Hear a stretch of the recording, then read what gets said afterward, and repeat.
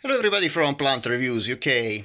Today is the 20th of April, and in this video I want to talk about a very new purchase from me. It is Gladiolus alatus, the winged Gladiolus. Ala in Latin means wing, and gladiolus in Latin means little sword, due to the leaf shape of several species in the genus Gladiolus. Gladiolus alatus is native to South Africa, in particular from the Western Cape area and Namaqualand in South Africa, where it grows in the winter rainfall area, mostly on sandy flats, but also in areas that have kind of granitic soil. It is a plant that grows from corms, like all gladioli. However, the leaves, unlike the classical sword shaped of other gladioli, as you can see, are very narrow, very thin, almost grass-like, and they grow up, I would say, 20 centimeters long in my case. The flowers are absolutely stunning and very different from the typical gladiolus hybrids that we are used to see in the gardens. The shape, first of all, is very complex. The flower is not particularly big. I would say it's about 4 or I would say 4 centimeters across. You can see the comparison between the flower and really my fingers, and it is gladiolus that to me resemble in shape also the orchidiflorus, that is an incredibly beautiful gladiolus with a very different color. I think it's very correctly, it's like grayish purplish, but has this quite amazing top petals, quite large, and also these very different lateral tepals, whilst the 3 lower tepals are arranged almost like a lip of an orchid, and actually alatus kind of resembles orchidiflorus in this shape. In South Africa, it is also called as colcotie, that means little turkey. I apologize to my South African viewers for the probably mispronunciation. Anyway, colcotie, again, sorry for the pronunciation, that means little turkey, due to the fact that the lower petals of the flower look a little bit like the wattles of the turkey. Indeed, you can see that the main background color is orange red, and you can actually even see the beautiful veining, the very intricate veining of most of the tepals, whilst actually the lower tepals are a kind of greenish yellow for most of the length, and only the tip is actually orangey red. The red is not particularly vivid, at least in my specimen. It's a kind of pastel orange red, and against this color actually the veining is even more striking. The flower, only this flower is a bit misshaped, and you can actually see why it is actually pretty interesting. One of the lateral lower tepals, so you can see the gladioli has 6 tepals. In this particular species, the 3 tepals, the 3 upper tepals, are kind of similar, all red, while the three lower tepals are also kind of similar between the three of them, being elongated and again looking a little bit like the wattles of a turkey. In this one instead we have a kind of, and this flower is precisely on the same flower stem. We have that we notice that this lateral lower tepal that should have been precisely in the shape and color of this one actually happen to be shaped like the upper petals, weirdly becoming a lot longer. And even the extremely lower tepal that should have been yellow and green and resembling the two other lateral petals is actually shaped like the two lateral petals. So this is a very interesting case of misshapen flower, and in the development of the flower in this case, I'm not so sure if we can call it semi-peloric, like in orchids, when basically these tepals that should have been different actually resemble the rest of the tepals of the upper part. Other parts, however, is definitely deformed flower, but in my opinion still very interesting. What I particularly like of this Gladiolus is also the fact that is fragrant. It is a very difficult fragrance to describe.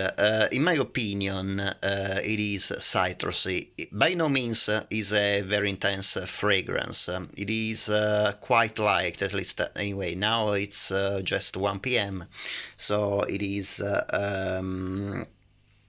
daylight. I'm not too sure if the flower smells more at night time, but I doubt it. First of all, because the color really are of a flower that is pollinated by daylight.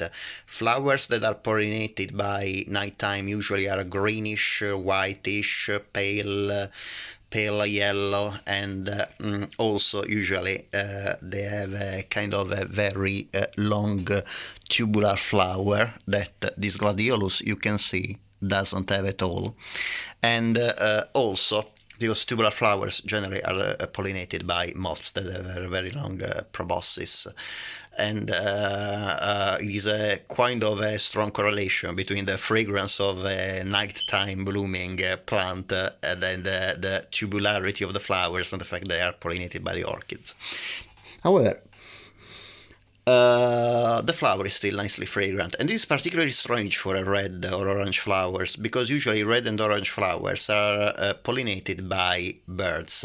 In particular, in South Africa, they are pollinated generally by sunbirds, that are passerine birds, so related to sparrows, that even if they are related to sparrows, they look a lot more to hummingbirds, even if they don't really hover among flowers like hummingbirds do. But the very bright colors and the general shape of the body and of the bill very much resembles the hummingbirds, and they basically occupy the same ecological niche of the hummingbirds in Africa, Asia, and Oceania that hummingbirds basically occupy in the Americas. The scent again is light and kind of citrusy in my opinion. Not very easy to describe, but if I can compare it, the closest that I can imagine is a resemblance with two orchids. One that is the nighttime bloomer Rhincolelia digbiana, a beautiful orchid with a kind of scent that is citrusy but also quite pungent as well, and another one again that is a citrusy fragrance, very strong but also very pungent, almost chemical. There is the Nelly Eiler. It's a kind of oncidium hybrid orchid. There is also brighter red than yellow, so actually the flower in this in the Nelly Eiler kind of resembles to the Gladiolus alatus colors, even if the fragrance of an early isle is a lot stronger. Basically, when an early isle is in bloom, like when a Ricolelia digbiana is in bloom, it can perfume the whole room. Do not imagine anything like that from Gladiolus alatus. It is the fragrance, in my opinion, it is very very light, very mild, even if, of course, probably due to the fact that is so mild, is also a little bit less pungent. Also, kind of weirdly, Gladiolus alatus has a note that doesn't appear they can't detect in Rincolelia digbiana or in Early Isler, and it is a kind of scent that smells like a freshly cut apple. It is a very particular scent. So I like of this scent the fact that it's very fresh, like a freshly cut apple. Probably say a freshly cut green apple, and this citrusy scent. Again, very light, but it is really, really nice to smell. Putting your nose close to the flower. This plant blooms in spring, indeed is in April, so we are in about mid-spring, and this plant needs to be cultivated in very well drained soil. Again, in the native area, grows on mostly on sandy soils or granite soils that are very, very well drained. This plant also, being from an area that is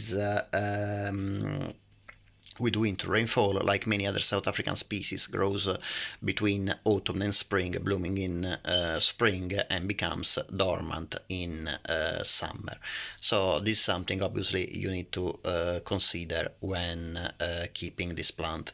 This plant unfortunately is not hardy in the United Kingdom. I believe the USDA zone, considering it comes from the winter rainfall area of the Cape region of South Africa, should be USDA 9 or 10. So obviously if you live in such an area, it's an amazing plant to have outdoors. But I live in the USDA zone 8, and here we have quite often winters where during a few days temperature drop below zero, a few degrees below zero, and this plant really can't handle that. And if you want to keep it in the UK, it's definitely a plant worth growing, but needs to be kept either indoors or in a greenhouse or in an alpine house where temperatures anyway do not fall below zero. In particular, I bought this plant from Border Alpines. This plant was already in bud when I received it, so I am absolutely pleased that the flowers bloom in such an amazing display. I strongly recommend Border Alpines if you're looking for plants that are a little bit unusual. They have a splendid variety of rare bulbous and cormous plants, and the quality of the plant is absolutely stunning, and really, really pleased with their service. This year was the second time I got plants from them, and I really can recommend you if you're looking for unusual bulbous and cormous plants, as well, of course, for alpine plants as well. The illumination of this plant, I keep it in my south-facing windowsill because it needs a very, very, very bright light, direct bright light. And it's a very, very small plant. In total, again, the leaves are about 20 centimeters maximum tops, but the plant itself, I would say that reaches about maybe 15-18 centimeters.